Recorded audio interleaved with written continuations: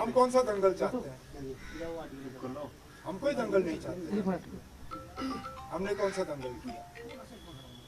आपने हमसे कोई ऐसा बयान सुना जिसमें कि हमने अपने किसी अलायंस पार्टनर को कहीं सियासी तौर निशाना बनाया? हमने तो नहीं किया ना। हम कोई दंगल चाहते हैं। हम अलायंस में शामिल हुए कुछ असूलों के लिए और हम उसूलों पे कायम। हम कोई दंगल नहीं चाहते। हम चाहते हैं कि मिल बैठ के हम यहाँ इलेक्शन लड़ें और जो 3 सीटें अर्स्टवाइल जम्मू कश्मीर रियासत की बीजेपी के पास है, जम्मू, उधमपुर और लद्दाख, उन 3 सीटों पे इंडिया अलायंस की कामयाबी होनी चाहिए। तो ये जो कल से जो देखिए फारूक साहब ने एक स्टेटमेंट दिया, उन्होंने स्टेटमेंट एक चैनल को दिया। उन्होंने कहा कि मैं महबूबा जी से बात करना चाहता था कि मगर मैं अपना मोबाइल यहाँ पे कश्मीर में ही भूल गया। कांग्रेस भी ये कहती है कि ये वक्त नहीं था इसमें, क्योंकि जब मैंने आपसे यहाँ पे बात की थी आपने उस दिन कहा था कि हमें इंडिया ब्लॉक इसलिए तार तार हो रहा है क्योंकि रिजिडिटी है कहीं ना कहीं वो चीज। तो क्या आपको नहीं लगता इस सिमत में भी हम कहाँ रिजिड हैं? अगर हम रिजिड होते हम 6 की 6 सीटों पे अपने उम्मीदवार खड़े करते जिस तरह ममता बनर्जी ने किया। वो आपको दिखता नहीं है। आपको फ्लेक्सिबिलिटी सिर्फ तब नजर आएगी जब हम अपनी जीती हुई सीटें छोड़ दें। हमने फ्लेक्सिबिलिटी दिखाई ना। 50% सीटों पे हम अपने उम्मीदवार खड़े नहीं कर रहे हैं। ये आपको फ्लेक्सिबिलिटी नजर नहीं आती? ये हमारे तरफ से फ्लेक्सिबिलिटी है ना। 50% सीटें हम छोड़ रहे हैं। मुझे इंडिया अलायंस का एक और कोई ऐसा रियासत दिखाइए ना जहां पे 50% जो है सीटों पे इस तरह का समझौता हुआ। 6 सीटों में से 3 सीटों पे हमने कहा है कि हम अपने उम्मीदवार खड़े नहीं करेंगे। ये आपको रिजिडिटी नजर आती है? इसमें कहाँ की रिजिडिटी है? और मुझे ये बताइए ना, किस रियासत में कांग्रेस का इंडिया अलायंस का कोई एलाय उन्होंने अपनी जीती हुई सीट अलायंस के लिए छोड़ी हो? बताइए मुझे। वेस्ट बंगाल में तो ममता बनर्जी ने कांग्रेस की जीती हुई सीट कांग्रेस के लिए नहीं छोड़ी। दूसरी सीटों का तो सवाल ही पैदा नहीं होता।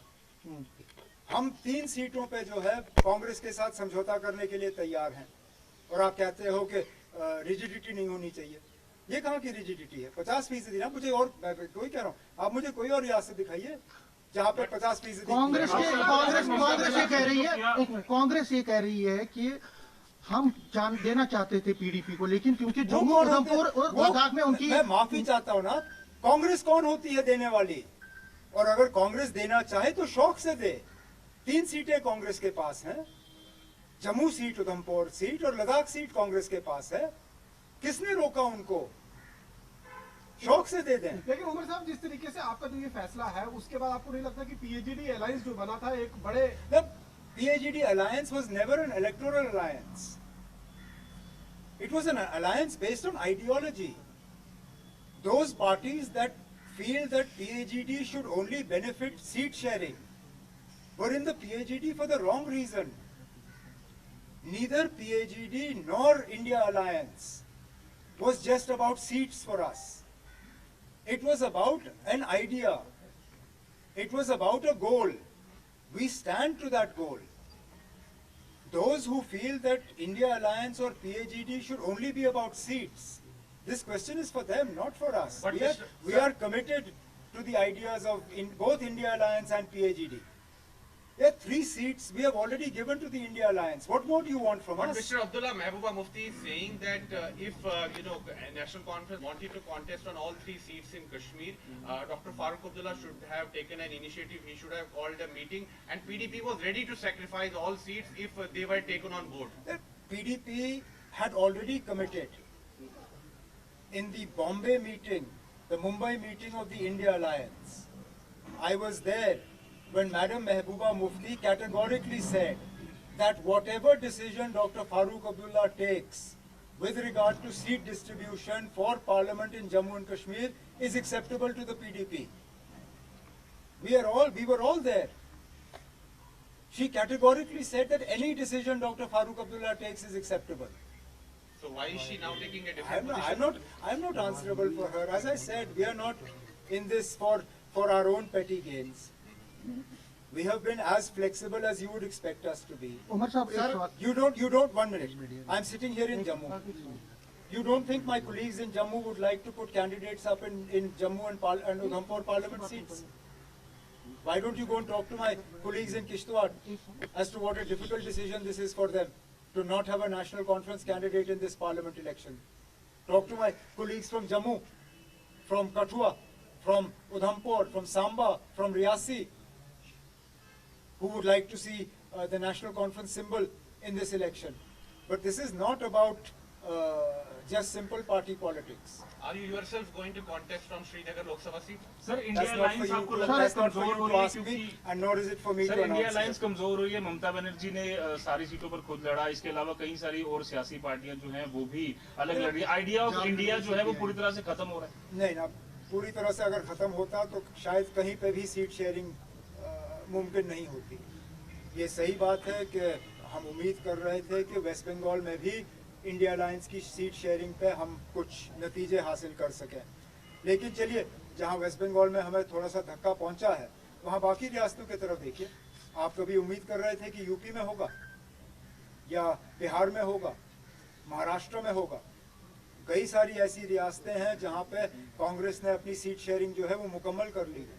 जम्मू कश्मीर में भी कांग्रेस के साथ हमारी बातचीत लगभग तय है।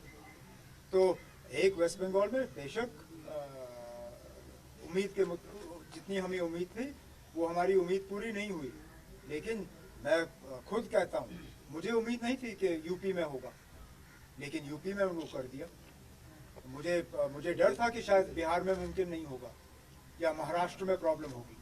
आज उल्टा हाल देखिए, आपको आइडिया ऑफ इंडिया खतरे में नजर आती है, आपको एनडीए खतरे में क्यों नहीं नजर आती? आपका महाराष्ट्र का सीएम और डिप्टी सीएम दोनों दिल्ली भाग रहे हैं क्योंकि उनकी सीट शेयरिंग बीजेपी के साथ जो है वो हो नहीं रही है। अगर इंडिया आइडिया ऑफ इंडिया खतरे में है तो एनडीए भी खतरे में है, वो भी आपको कहना चाहिए। सर कल जम्मू कश्मीर इलेक्शन कमीशन आने वाला है, क्या आप उनसे मिलेंगे और लोकसभा के साथ विधानसभा चुनाव की मांग मैं नहीं मिलूंगा, लेकिन मेरे पार्टी के जो लीडर हजरात हैं वो मिलेंगे। सलोत्रा साहब भी वहाँ पे होंगे, जम्मू के मेरे जो सूबाई सदर हैं वो होंगे, कश्मीर के भी हमारे 2 लीडर जिनमें सूबाई सदर शामिल हैं वो होंगे, और सकीना यत्तू साहिबा वो होंगी उस मीटिंग में। हमारी तो एक ही डिमांड है कि लोकसभा के साथ विधानसभा के इलेक्शन होने चाहिए। अगर जम्मू कश्मीर में लोकसभा के इलेक्शन हो सकते हैं तो विधानसभा के क्यों नहीं? कहीं बीजेपी को बचाने के लिए विधानसभा के इलेक्शन जो है वो पोस्टपोन किए जा रहे हैं, ये यहाँ के लोगों के साथ सरासर नाइंसाफ़ी है। अगर हालात इस हद तक मौजू हैं कि आप लोकसभा के इलेक्शन करा सकते हो और वज़ीर आज़म साहब के श्रीनगर में आप मुलाजमों को लाके बड़ा बड़ा जलसा कर सकते हो, तो फिर यहाँ पे विधानसभा के भी इलेक्शन हो सकते हैं।